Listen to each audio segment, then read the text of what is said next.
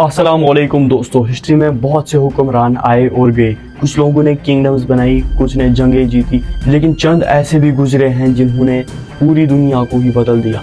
Adolf Hitler उन्हीं नामों में से एक है। एक ऐसा शख्स जो कभी फेलियर आर्टिस्ट था, एक इंसान जो पॉवर्टी में जिंदगी गुजार रहा था, लेकिन चंद सालों बाद वही आदमी जर्मनी का मोस्ट पावरफुल लीडर बन गया। उसकी हुकूमत के दौरान वर्ल्ड वॉर 2 यानी दूसरी आलमी जंग शुरू हुई। करोड़ों लोगों की जान गई, तमाम शहर तबाह हो गए और ह्यूमन हिस्ट्री का एक सबसे डार्क चैप्टर होलोकॉस्ट दुनिया के सामने आया।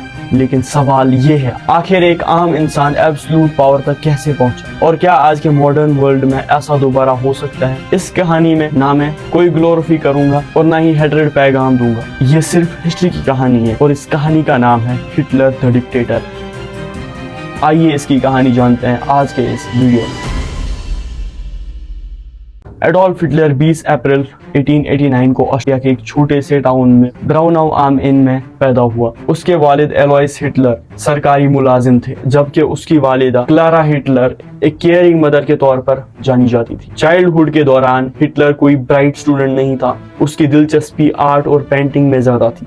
उसका ख्वाब था वो प्रोफेशनल आर्टिस्ट बने। 1917 में उसने Vienna academy of fine arts में एडमिशन लेने की कोशिश की, लेकिन उसकी एप्लीकेशन रिजेक्ट कर दी गई। अगले साल उसने दोबारा अप्लाई किया और दूसरी मर्तबा भी उसे रिजेक्ट कर दिया गया। ये रिजेक्शन उसकी जिंदगी का एक इम्पोर्टेंट टर्निंग पॉइंट माना जाता है। उसके बाद हिटलर ने वियना में काफी मुश्किलात में जिंदगी गुजारी। कभी आर्जी तौर पर मुलाजिमत की, कभी पेंटिंग बेच कर गुजारा किया। इसी दौरान में उसने पॉलिटिक्स, नेशनलिज्म और यूरोप के बदलते माहौल को ऑब्जर्व करना शुरू किया। उस वक्त यूरोप में नेशनलिज्म तेजी से बढ़ रहा था और बहुत से लोग अपनी नेशनल आइडेंटिटी को बहुत अहमियत देने लगे थे।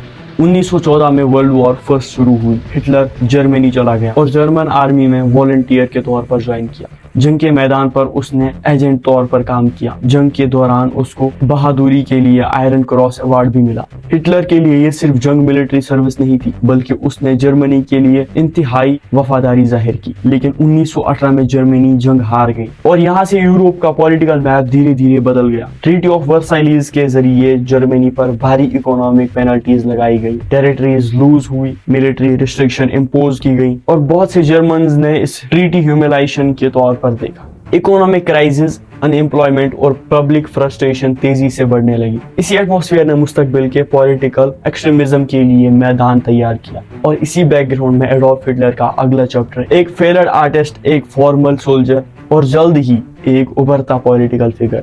लेकिन जर्मनी को अंदाजा नहीं था कि अगले चंद साल उसकी हिस्ट्री को हमेशा के लिए बदल देंगे।